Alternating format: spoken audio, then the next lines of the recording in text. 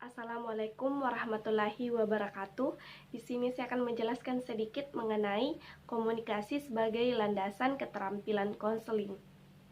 Konsep dasar konseling adalah mengerti atau memahami setiap yang berbeda dengan pandangan yang berbeda pula.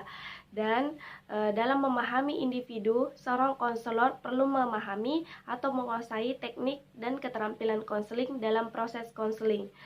Dengan teknik dan keterampilan konseling yang dikuasai atau digunakan oleh seorang konselor akan dapat menguak dinamika psikologis dari permasalahan yang dihadapi oleh konseli saat itu. Tujuan utama menggunakan keterampilan konseling adalah untuk membantu konseli mengembangkan keterampilan pribadi dan inner strength atau kekuatan batin agar mereka dapat menciptakan kebahagiaan di dalam kehidupannya sendiri maupun orang lain. Nah, ada keterampilan dasar konseling yang perlu dikuasai oleh seorang konselor. Yang pertama itu ada keterampilan penampilan.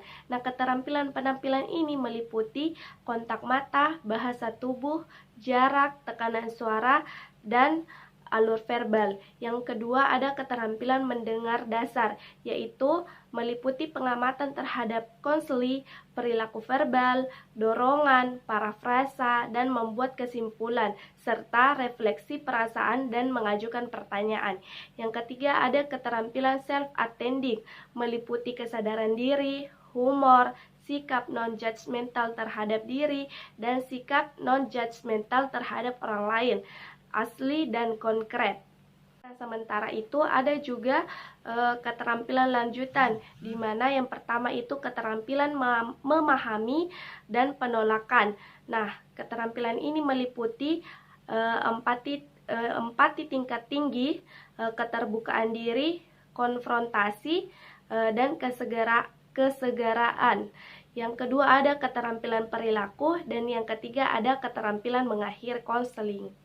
Selanjutnya ada juga keterampilan komunikasi yang harus dikuasai oleh seorang konselor.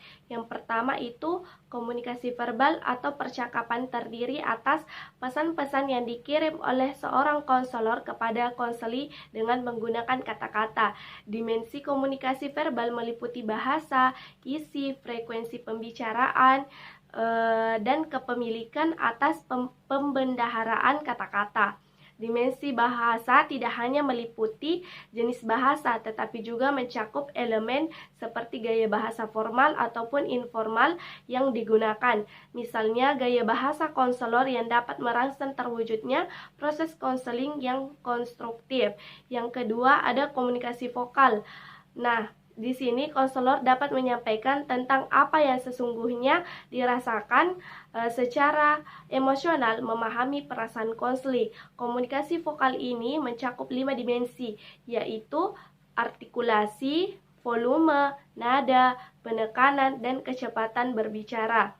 Yang ketiga ada komunikasi tubuh, terdiri atas pesan-pesan yang dikirim oleh anggota tubuh, yaitu ekspresi wajah, tatapan, kontak mata, gestur, postur atau posisi tubuh, kedekatan secara fisik, pakaian, dan cara berdandan. Yang keempat ada komunikasi tubuh, yaitu komunikasi sentuhan yang merupakan upaya mengirim pesan melalui sentuhan fisik. Nah, yang kelima ada komunikasi mengambil tindakan berupa pesan-pesan yang disampaikan konselor dalam situasi tidak bertatap muka, misalnya mengirimkan catatan tindak lanjut kepada konseli. Penguasaan berbagai keterampilan yang tepat menjadi garansi bagi kesuksesan penyelenggaraan konseling. Konselor dan calon konselor dituntut untuk menguasai sejumlah keterampilan konseling, sehingga penyelenggaraan konseling relevan dengan kebutuhan dan permasalahan konseling. Itulah tadi sedikit penyampaian atau penjelasan dari saya mengenai komunikasi sebagai landasan keterampilan konseling. Lebih dan kurangnya mohon dimaafkan. Wassalamualaikum warahmatullahi wabarakatuh.